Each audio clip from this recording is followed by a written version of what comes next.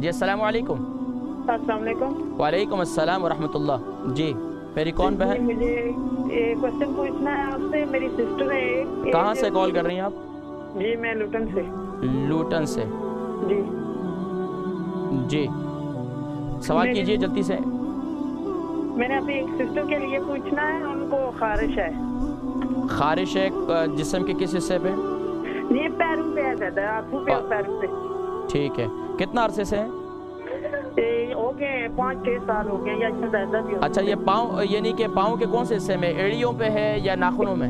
اوپر پیر کے اوپر پہ، فرنٹ پہ ہے۔ پاؤں کے اوپر حصے پر ہے؟ جی اس کے علاوہ تو کہیں اور نہیں ہے؟ نہیں اور کہیں پہ نہیں ہے، ہاتھوں پہ ہے، ہاتھوں کے اوپر ہے، سیلیوں کے اوپر، تو پاؤں پہ بھی ایسے اوپر والی سائڈ پہ۔ کتنی عمر ہے بہن کی آپ کی؟ جی بہن کی عمر کتنی ہے؟ 50 ہوگی تقریباً۔ 50۔ لوٹن سے ہماری بہن تھی 50 سال کی، ان کی بہن کو خارش ہے اور پاؤں کے اوپر ہاتھ کے اوپر ہے۔ دیکھیں جب آپ کی تلی کے اندر جن کے جسم میں خارش ہوتی ہے، اسکن پرابلم ہوتی ہیں، اسکن پرابلم میں دیکھیں آپ کے چہرے پر بھی ہو سکتی ہے، آپ کے جسم میں بھی ہو سکتی ہے، کہیں بھی، لیکن اب وہ کہیں نہ کہیں ایک دفعہ جب ظاہر ہو جائے تو وہاں پر پھر وہ بڑھتی جاتی ہے۔ پھر کیا ہے، انسان خارش کو کہا جاتا ہے نا، اردو کے اندر بھی مقولہ ہے، یار بھائی بچے مستی کر رہے ہوتے ہیں، بولو بچے خارش نہیں کرو، یعنی آرام سے بیٹھو۔ تو کیا ہوتا ہے کہ جب ہمیں خارش آتی ہے تو ہم کرتے رہتے ہیں۔ اب وہ ہاتھ کے جو اوپر والا حصہ ہے، یہاں والا، اب ہم اس میں زیادہ خارش کرتے ہیں، یا پاؤں کے اوپر ہے زیادہ خارش کرتے ہیں۔ اب جب خارش کرتے ہیں، خارش کے اندر تھوڑا سا ایک اپنا بھی ایک چسکا ہوتا ہے، اور جب تھوڑی خارش بعد میں جب جلن شروع ہوتی ہے، بولتے ہو یار یہ تو زخم ہو گیا۔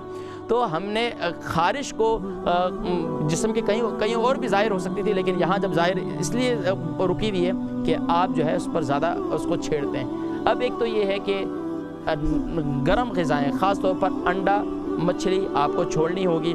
دوسرا کام یہ ہے کہ آپ میتھی دانہ اس کو گرائنڈ کر لیں، گرائنڈ کرنے کے بعد اس کو آپ جو ہے زیتون کا تیل اچھی طرح گرائنڈ کر لیں، زیتون کے تیل کے اندر اس کو مکس کریں، اور جہاں جہاں آپ کے پاؤں کے اوپر ہے اور جسم کے اوپر والے حصے پر ہے تو وہاں پر جو ہے اسے مساج کریں، اور وہاں لگا کر اس کا پیسٹ تھوڑی دیر چھوڑ دیں۔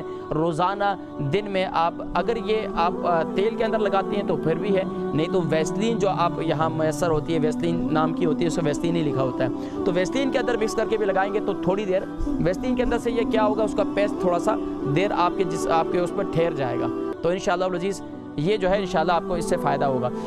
اور دوسرا کام یہ کریں، سورہ طارق اول آخر درود شریف کے ساتھ سورہ طارق جو ہے 2 مرتبہ، یعنی کہ صبح کے وقت بھی اور شام کے وقت بھی 11 بار پڑھ کر اپنے دونوں ہاتھوں پر اور پاؤں پر جس حصے پہ خارش ہے وہاں پر دم کریں، اور خاص طور پر جو پیسٹ آپ نے بنایا اس پر بھی دم کر کے لگائیں، تو انشاءاللہ اللہ تبارک و تعالی جو ہے اس تکلیف کو دور فرمائیں گے۔ اور یہ ہائی بلڈ پریشر کے جتنے مریض ہیں ان سے میں کہوں گا کہ ہائی بلڈ پریشر کے مریض جو ہے وہ سورہ رحمان کی آخری جو آیہ مبارکہ ہے، تبارک اسم ربک ذی الجلال والاکرام، تبارک اسم ربک ذی الجلال والاکرام، اول آخر درود شریف کے ساتھ ہر نماز کے بعد 11 مرتبہ پڑھیں، ہر نماز کے بعد 11 مرتبہ پڑھ کر اپنے برے جسم پر پھیر دیں، پانی پر دم کر کے پی لیں، تو انشاءاللہ یہ ہائی بلڈ پریشر کی ساری تکلیف دور ہو جائے گی۔